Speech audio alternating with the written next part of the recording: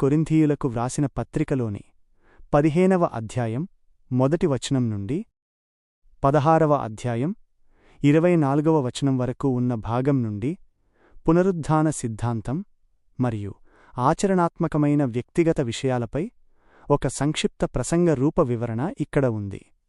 ప్రియమైన సహోదర సహోదరీలారా, ఈనాడు మనం దైవవాక్యంలో నుండి అత్యంత ప్రాముఖ్యమైన సత్యాలలో ఒకటైన పునరుత్థాన సిద్ధాంతాన్ని గురించి ధ్యానిద్దాం. ఇది కొరింథీయులకు పౌలు వ్రాసిన మొదటి పత్రికలో 15వ అధ్యాయం నుండి 16వ అధ్యాయం వరకు మనకు స్పష్టంగా వివరించబడింది. పునరుత్థానపు సిద్ధాంతము. మొదటగా పునరుద్ధానం యొక్క ఆవశ్యకతను చూద్దాం. పౌలంటున్నాడు, నేను మీకు బోధించిన సువార్తను మీకు జ్ఞాపకం చేస్తున్నాను. ఈ సువార్త యొక్క హృదయమేమిటంటే, క్రీస్తు మన పాపాల నిమిత్తం మరణించాడు, సమాధి చేయబడ్డాడు మరియు లేఖనాల ప్రకారం 3వ దినమున తిరిగి లేచాడు. ఈ పునరుద్ధానం కేవలం ఒక కథ కాదు, అది చరిత్రలో జరిగిన ఒక వాస్తవం. అనేకమంది సాక్షులు ఆయనను చూశారు, పౌలు స్వయంగా కూడా ఆయన చూశాడు. క్రీస్తు పునరుద్ధానం లేకపోతే మన విశ్వాసమంతా వ్యర్థమే.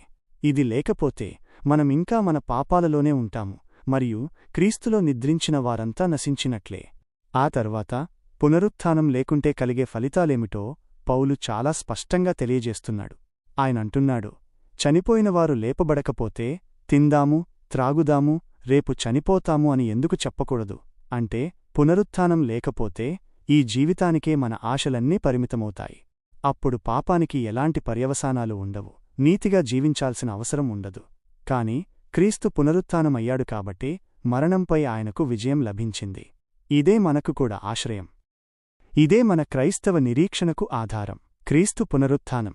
మృతులలో నుండి మొదట నిద్రించిన వారిలో నుండి లేచాడు. ఆయన మొదటి పండుగ ఫలం వంటివాడు. ఎలాగైతే ఒక పంటలో మొదట పండిన ఫలం రాబోయే పెద్ద పంటకు హామీ ఇస్తుందో, అలాగే క్రీస్తు పునరుత్థానం కూడా ఆయనను నమ్మిన ప్రతి ఒక్కరి పునరుత్థానానికి హామీ ఇస్తుంది. ఆదాము ద్వారా మరణం ఎలా వచ్చిందో అలాగే క్రీస్తు ద్వారా జీవమొచ్చింది. ప్రతి ఒక్కరూ క్రీస్తులో బ్రతికింపబడతారు, అయితే ప్రతి ఒక్కరూ తమ తమ క్రమంలో. ఇక్కడ మనం పునరుత్థాన దేహం గురించి కూడా అర్థం చేసుకోవాలి. కొంతమంది కొరింథీయులు పునరుత్థాన దేహం ఎలా ఉంటుందో అని అనుమానించారు. దీనికి పౌలు ఒక ఉపమానం చెప్తున్నాడు. మనం విత్తే విత్తనం చనిపోతేనే కొత్త మొక్కగా పెరుగుతుంది. మనం చనిపోయే శరీరాలు పాపభరితమైనవి, బలహీనమైనవి, నాశనమయ్యేవి. కాని పునరుత్థాన దేహం మహిమగలది, బలంగలది, ఆత్మసంబంధమైనది. ఇది పరలోకపు దేహం వంటిది. మొదటి ఆదాము జీవముగల ప్రాణి అయ్యాడు. చివరి ఆదాము జీవింపజేసే ఆత్మ అయ్యాడు. చివరికి క్షణంలో, కనురెప్పపాటులో, కడబూర మ్రోగగానే మృతులు అక్షయులుగా లేపబడతారు మరియు మనము మార్చబడతాము. చివరగా క్రీస్తు ద్వారా క్రైస్తవ విజయం. పౌలు ఆనందంతో ప్రకటిస్తున్నాడు, మరణమా, నీ విజయం ఎక్కడా? మరణమా, నీ ముల్లు ఎక్కడా? మరణం యొక్క ముల్లు పాపం, పాపం యొక్క బలం ధర్మశాస్త్రం. కాని దేవునికి స్తోత్రం, ఆయన మన ప్రభువైన యేసు క్రీస్తు ద్వారా మనకు విజయాన్ని అనుగ్రహించాడు. కాబట్టి ప్రియమైన విశ్వాసులారా, మీరు ప్రభువులో చేసిన పని వ్యర్థం కాదని ఎరిగి స్థిరులుగా, కదలని వారిగా ప్రభువు పనిలో ఎప్పుడూ అభివృద్ధి చెందుతూ ఉండండి. ఈ వాక్యాలు మనకు ఎంతో ప్రోత్సాహాన్ని, నిరీక్షణను ఇస్తాయి. ఆచరణయోగ్యమైన వ్యక్తిగత విషయాలు. పునరుత్థాన సిద్ధాంతం ఎంత గొప్పదైనప్పటికీ పౌలు కొరింథీయులకు కొన్ని ఆచరణాత్మకమైన విషయాలను కూడా బోధించాడు. ఇది వారి రోజువారీ జీవితాలకు ఈ సిద్ధాంతం ఎలా వర్తిస్తుందో చూపిస్తుంది. మొదటగా పరిశుద్ధుల కొరకైన చందా. పౌలు గలతీయులకు చేసిన విధంగానే కొరింథీయులు కూడా యెరూషలేములోని పేద క్రైస్తవుల కోసం ఒక నిధిని సేకరించాలని కోరాడు. ప్రతి ఆదివారం ప్రతి వ్యక్తి తమ ఆదాయాన్ని బట్టి కొంత సొమ్మును వేరుగా ఉంచాలని సూచించాడు. ఇది ఒక క్రమబద్ధమైన, ఉదారమైన, ఉత్సాహభరితమైన కానుక. ఇక్కడ చందా అనే పదం గ్రీకులో లిల్వియా, లోగియా నుండి వచ్చింది. దీని అర్థం సేకరణ లేదా విరాళం. ఇది క్రైస్తవ సహోదర ప్రేమకు, దాతృత్వానికి ఒక ఉదాహరణ.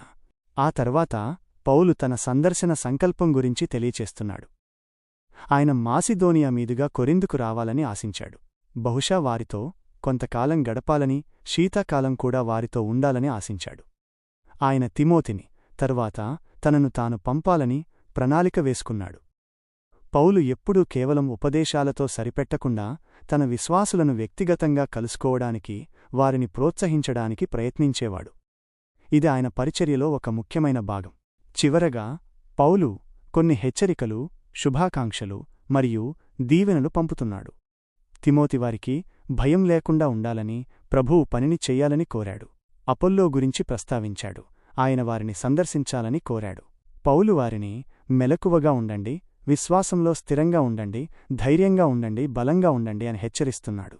ఇక్కడ ధైర్యంగా అనే పదానికి గ్రీకులో మిల్రుయసెరిస్సే ఆండ్రైజెస్తే అనే పదం వాడబడింది. దీని అర్థం మనిషివలె ప్రవర్తించుట లేదా ధైర్యంగా ఉండుట. మీ కార్యాలన్నీ ప్రేమతో చేయండి అని పౌలు ప్రోత్సహిస్తున్నాడు.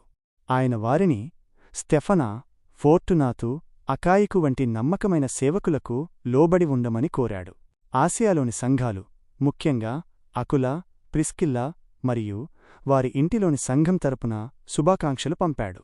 చివరికి ఒక తీవ్రమైన హెచ్చరికతో ముగిస్తాడు. ప్రభువు యేసుక్రీస్తును ప్రేమించనివాడు శాపగ్రస్తుడవును.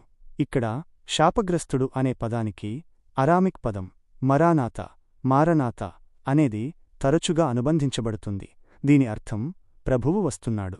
ఇది ప్రభువు ఆగమనం కోసం ఎదురుచూసేవారిని మరియు ఆయనను ప్రేమించని వారిని వేరుచేస్తుంది. పౌలు చివరగా, ప్రభువైన యేసుక్రీస్తు కృప మీ అందరితో ఉండునుగాక, క్రీస్తు యేసులో నా ప్రేమ మీ అందరితో ఉండునుగాక అని ఆశీర్వదించాడు. ఇది ఆయన ప్రేమను, వారి పట్ల ఆయనకున్న శ్రద్ధను వెల్లడిస్తుంది. ప్రియమైన సహోదర సహోదరీలారా, పునరుత్థానపు గొప్ప సత్యాన్ని మనం గ్రహించినప్పుడు అది మన జీవితాలను ఎలా ప్రభావితం చేయాలో కూడా అర్థం చేసుకోవాలి. మన ఆశ కేవలం ఈ లోకానికి సంబంధించినది కాదు, నిత్యజీవానికి సంబంధించినది. కాబట్టి స్థిరంగా నిలబడండి, ప్రభువు పనిలో అభివృద్ధి చెందండి మరియు ప్రతీదీ ప్రేమతో చేయండి. మీరు ఈ సందేశం నుండి ప్రోత్సాహాన్ని పొందారని ఆశిస్తున్నాను. దేవుడు మిమ్మల్ని దీవించునుగాక.